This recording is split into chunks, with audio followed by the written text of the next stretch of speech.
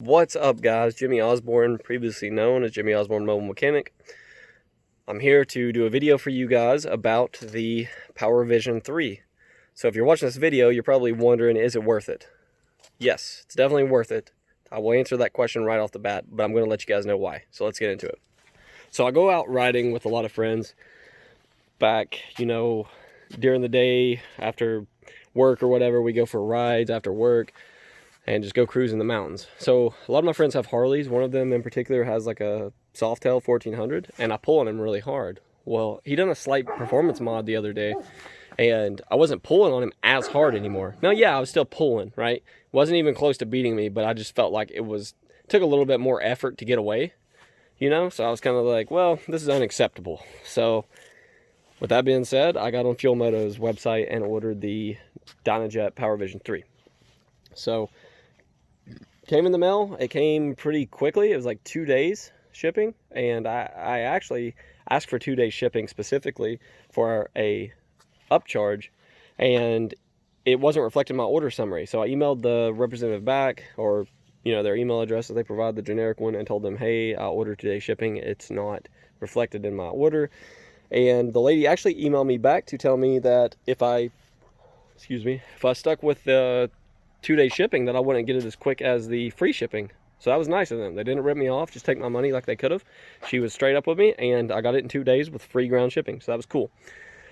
So I get it in the mail, and it says updated the current specs by Fuel Moto. So I take it that means updated the latest software. Well, come to find out it wasn't, and this is how I know. So whenever I plugged it into my bike like the instructions said, I read the ECU, which is the bike's engine control module. I read it and took it inside, went to Fuel Moto's website, and it's really easy. You just plug it in with the USB cord provided, drag those files, like save them to your desktop, however you want to do it, and select them for the upload whenever you upload it to Fuel Moto. With the, portion selected, I need my first map, which is the tune, right? And you tell them what information, like what kind of modifications, you have on your bike, which I have the RCX 3-inch slip-ons, have the performance air intake. So I told them these things, and in the application, whatever you want to say, and submitted it. So after I submitted it, it said wait 48 to 72 hours. I actually got it in like 9 hours, which was cool. And yeah, so the technician sent me an email. He told me, like, this is the tune we have for your bike, the dyno tune, the custom map, and you need to update to the latest firmware. So I knew that it wasn't updated to the latest firmware. So I went to Dynajet's website. Instead of downloading the PowerCore, or whatever you want to say, the tuning software, I just went to Dynajet's website, went to software, went to firmware for PowerVision, and I updated it. Simple. Just drag them out, download it, drag it over to the PV3 or the PowerVision tuner when you have it plugged into your computer with the USB cord. Really easy. And then there's like a series of steps. There's videos on it. It's super easy. But anyways, updated the firmware. Then he told me to drag the DJT file, which is the Dynajet tune file, and the STK file to the PowerVision. Then I'll be ready to flash my bike. So I've seen some forums. There's a lot of misinformation out there. People were saying, hey, you need to flash your bike with the the Dynajet tune file, then the STK file. Maybe they were doing that as a joke, because when you do that, you're going right back to stock, because the STK file means stock. So if you were to flash the DJT, then STK, you're putting it on stock.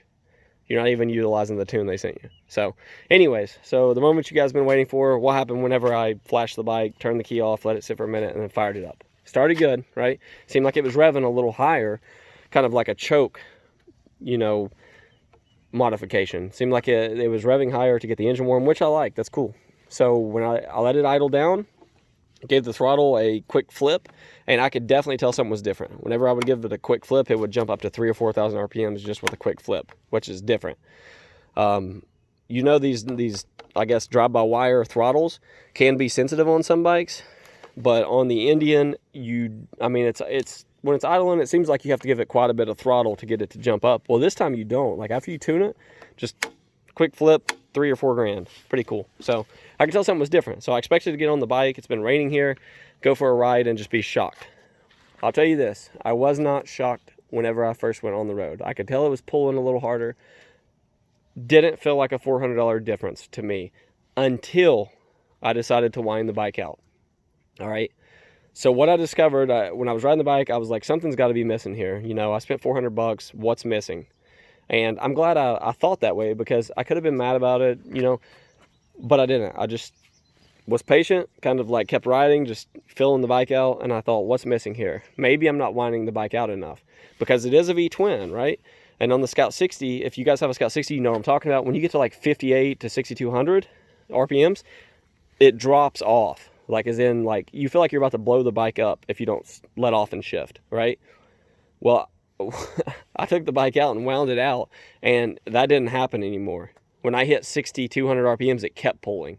Whenever I hit 6,500 RPMs, it kept pulling. It pulled all the way up to 7,200 RPMs. I was doing 70, 75 miles an hour in second gear. Before, I could do like 55 in second gear before it felt like I was redlining the bike and about to blow it up. So, best I can tell, the throttle sensitivity has changed, and the bike will wind out more. Definitely worth the money, guys. Like, the bike is a lot faster. I mean, a lot faster when you wind it out. I mean, you got to stay in the power band of the bike.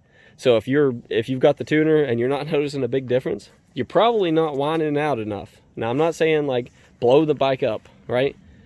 But I am saying that you need to utilize all of the enhancements that Fuel Moto or Dynajet or Revzilla or whoever has put into the program. And the only way you can do that is by going through the whole RPM range. And when you do that, you're going to see where the power curves are. You're going to see where you need to shift. This bike's shift points are later than they were pre-tune, right? I'm no longer going to shift at 5,200 when I'm drag racing my buddies. I'm going to start shifting at 7,500 or 7,200, you know, because the bike can. I don't want to say it can handle it. I don't know. I mean, obviously the engineers dialed it back. I think that's probably because they wanted a big gap in performance for the money, because the 60 is $3,000 cheaper or more than the 69 cubic inch. So they probably dialed it back and made, you know, I read some forums that the butterfly closes at 5,800 RPMs, starts to partially close, or 5,500, something like that, and it limits the performance. I definitely agree with that, guys. I definitely agree. The bike is a lot faster. Was it worth the money? Yes, it was worth the money. The bike is faster. You're at the performance of the Scout 69 cubic inch motor, all for the price of, I've got $400 in the tuner and $200 or $300 in the intake from Indian. So, and it came with the slip-ons. So, yeah, what, $700 for more performance than a bike that costs $3,000 more? I'll take it. So, anyways, guys, thanks for watching. I hope you liked it. I hope it was informative. If you have any questions or comments, be sure to comment below. Let me know what you need to know about the tuner or the process, and I'll be sure to help you guys out. And stay away from the peaceful protesters. Make sure they don't burn down your businesses, because they're mostly peaceful. And yeah, so take it easy, and God bless you guys.